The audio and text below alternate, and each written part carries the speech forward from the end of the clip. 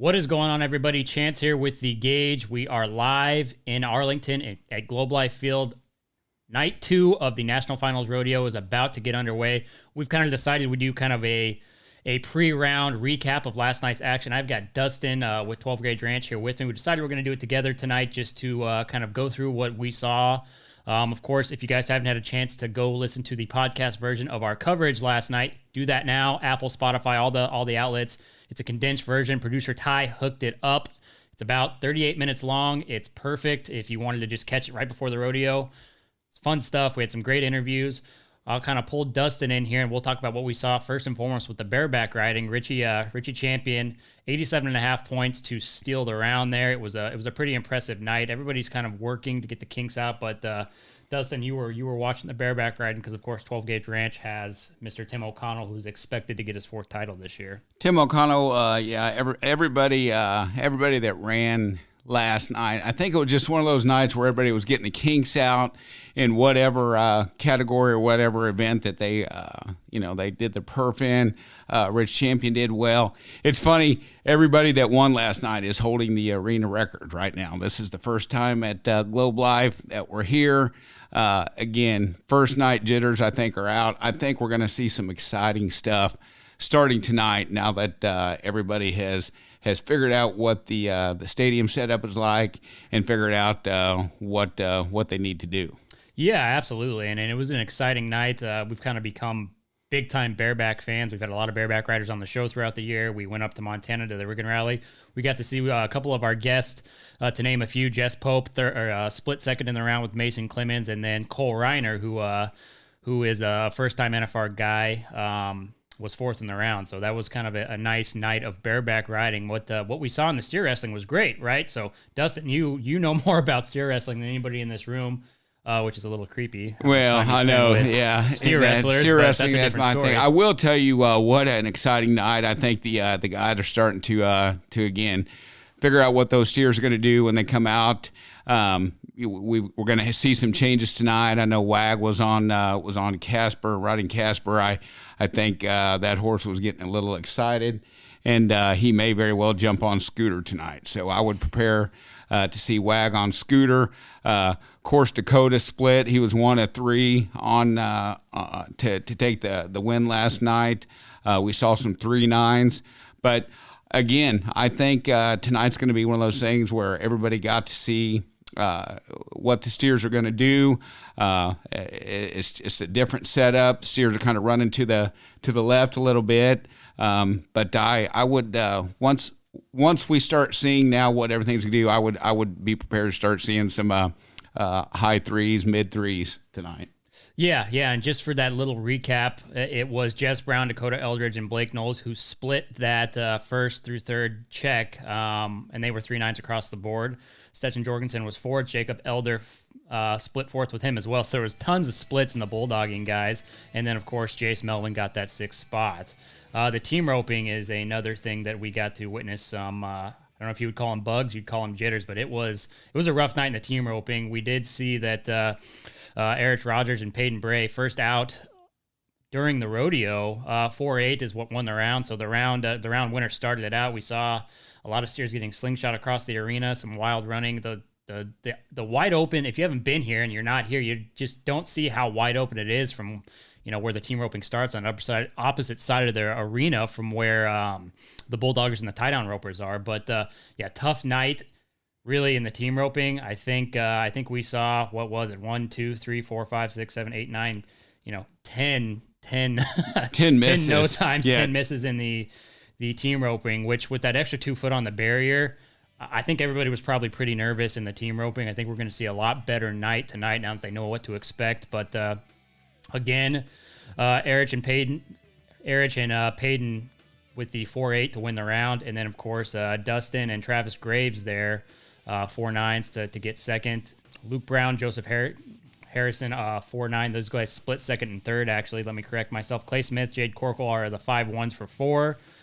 And then Britton Hall and Chase Tryan with the 5-2. Cody Snow and Junior would be a 5-7, and they got the 6th spot there. I think we're going to see a lot of fours tonight, high fours in the team roping, or I hope. I mean, I hope everybody has a better night. But the nice thing is, very few guys clock time, so it's going to be a long round or a long event for the team roping, and everybody still has a good shot there. Then, of course, it was Rusty Wright in the saddle bronc riding, 86 points. I think he was on Ripcord is who he was on as well, but he put in a pretty solid 86-point ride, and of course he split that with Lefty Home on, I think it was Flirtatious maybe is who he rode for another 86 points. So almost every single person split money in every event, which is really interesting, and it just kind of goes with the history of what we're doing here at Globe Life. A lot of weird stuff is happening. Ryder Wright third, Wyatt Casper fourth, Brody Crest fifth, and then Chase Brooks. Actually, again, another split. Brody Crest and Chase Brooks split that fifth position, and fifth and sixth money, and then no other qualified rides after that. So a lot of splits last night. I will tell you, Rusty brought his brother up on stage last night for the awards banquet. And again, the big joke was everybody that won last night was holding the arena record. But again, just like everything, again, guys, I think tonight's when you need to go ahead and tune in. Everybody was working out kinks in the system, including the Cowboy Channel. We heard so much feedback on some crashes and what have you, and I do want to get into, and we will after we go ahead and finish out some of our event winners, but what we're trying to accomplish with this and what we're trying to do with the gauge as far as the listeners and what have you. So now we're on to, of course, my favorite event, which would be the tie down. My buddy Marty Yates clocked a 7-1. I mean, it looked like in the tie down, it looked like Thomas and Mack. I mean, as far as the times, the consistencies, it was a badass round of tie down roping.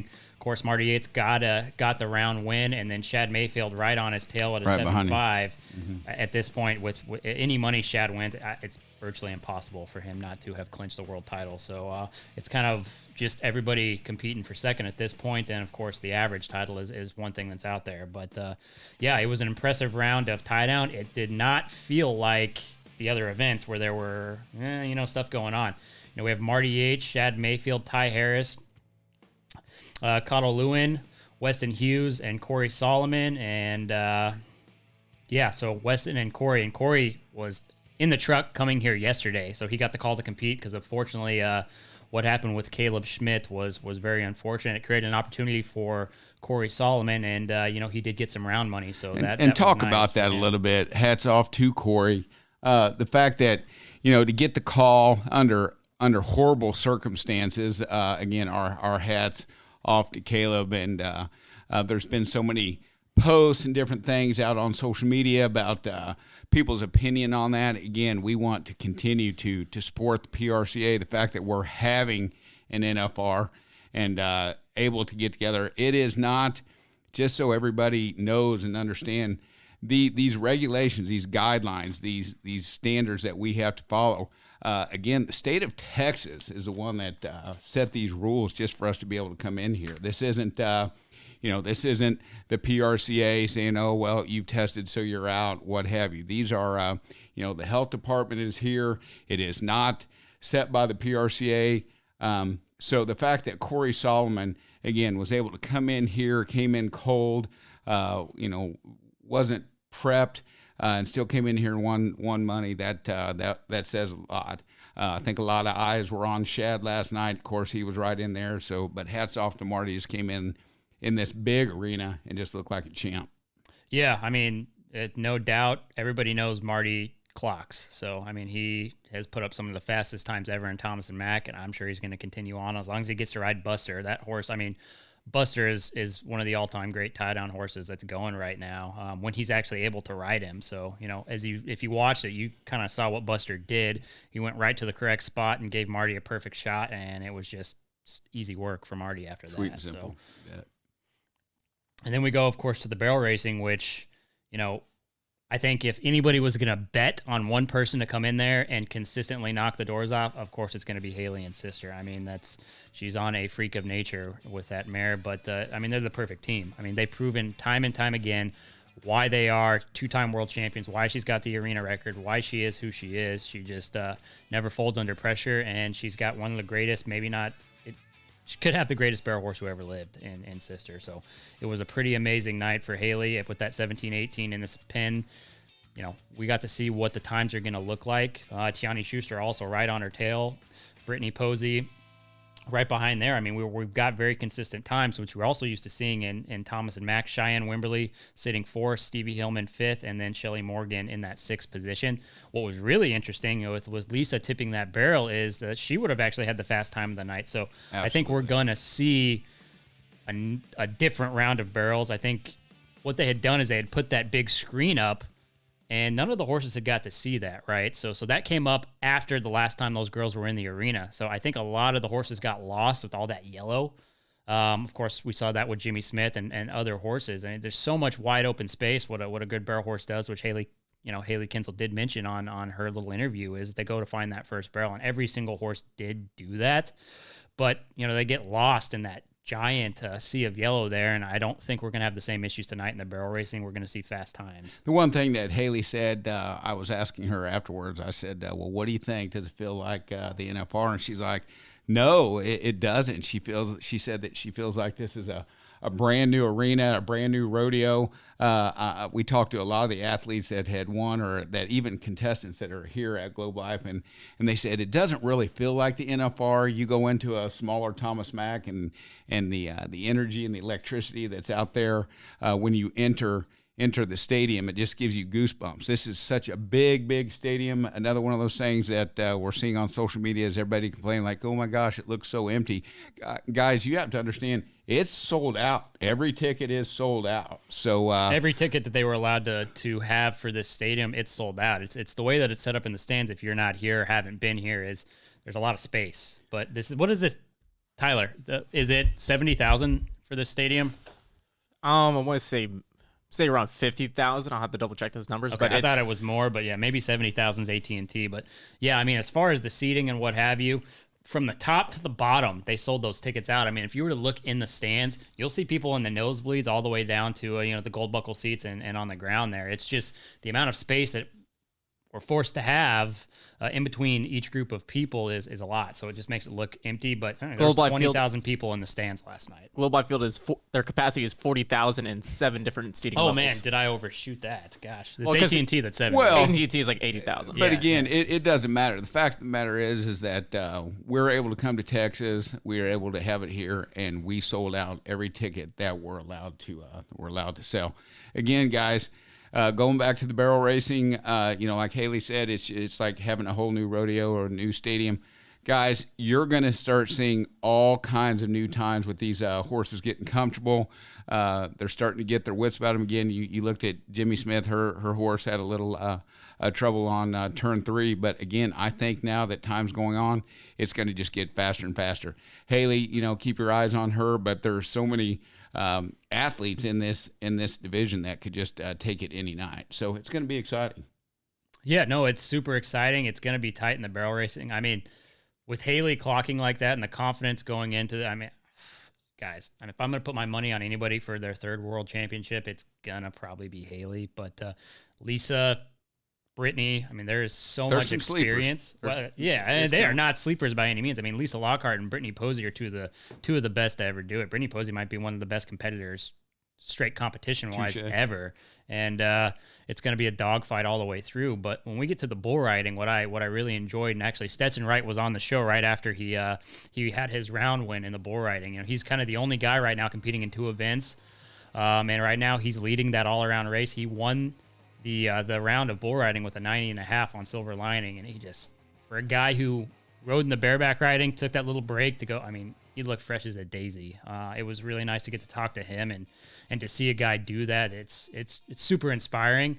Kai Hamilton, though, with the 90-point ride, if you reference all the way back to like episode 3 of the Gauge, Kai Hamilton, it might have been episode 2. Yeah, episode 2, we were kind of prognosticating what was going to happen as they were him and Colton Fritzland, who both won money in the bull riding. We were talking way back then about what their hopes and their goals were for this NFR, and Kai comes out there and has a 90-point ride, makes it look easy. kid's serious, and I think we're going to continue to see. Ty, you might have to go ahead and look up that big word that Chance just used. Whatever. Yeah, here we go. We can't be using Throw big the guy a Twinkie. We can't for be God's using sakes. big words like that. But I know that we Are you insulting our audience? Well, I'm saying me. I don't know what the heck you just said. I'm just keeping it real. But I will tell you, little Kai, shy, cute little Kai. It's exciting to see him so close to a world championship. Well, so, it's serious because he actually overtook Sage Kimsey last night. I mean, if you talk to anybody, over at Lambert Ranch, anybody from any of the rough stock guys who are around Kai Hamilton, what they do tell you is he just works. So he puts in the work. He came all the way over here from Australia, and he's got a bright future. And going into round 2, homie is sitting number 1 in the world right now. So Trevor Kastner, also 87.5 points, sitting 3rd. Colton Fritzland from Rifle, Colorado. He's near and dear to our hearts because my family's right from where his family's from. So I like to see Colton do well. Clayton Sellers took the 5th spot with a 86-point ride, and then Sage was 6th out with an 80.5 points. So we've got a lot of stuff to kind of break down after tonight as far as all these events go. There's some really tight races, and there's tie down where there's no race for first, the competition for second, unless something truly amazing happens and someone wins the next 9 rounds. But yeah, that's kind of our recap, and hope you guys liked it because we're going to do it even if you don't like it. We are. I will tell you, to finish up, wrap up, because I know it's right now, a grand entry should be going on as we speak. But just so you guys know, we want to make sure the audience knows that what we are doing when we're coming live stream is we're trying our hardest to get all the round winners, or the most we can, but we're going to have some contestants as well. But what you're getting, if you're tuning in to us, is you are getting, after interviews, what you wouldn't get on a 10 or 15 second interview. They're getting to come in here and sit down with you. You're getting them to open up, and you're getting to hear that 10 minutes of them telling about the night. So that's how we're a little different. You're getting to hear the contestant and some winners, most winners, hopefully, tell about the night, what's going on. So that's exciting. Absolutely, guys. Stay tuned. We're not exactly not exactly sure what time our first guest will be here. It will be a bareback rider. We do know that. Based on last night, we've decided to start the live stream way later because we started it way too soon. But yeah, first person in will be a bareback rider, and we'll kind of go on from there. So stay tuned. We will give you guys a heads up when the live stream is going to start. We've had a lot of questions. So many questions. I don't know if we even got them all answered. Hopefully Riley in the media department was able to answer all of your guys' questions. Thank you for engaging with us. I think what did we end up with, Ty? About 20,000 views on the live stream from last night. So thank you guys for tuning into the live stream. Super stoked to see that. And if you have any feedback, just give it to us. We want to be as good as we can, and we truly want to elevate the sport of rodeo, and this is our way of trying to do that. So thank you guys for tuning in. We'll catch you guys in a minute. See you later.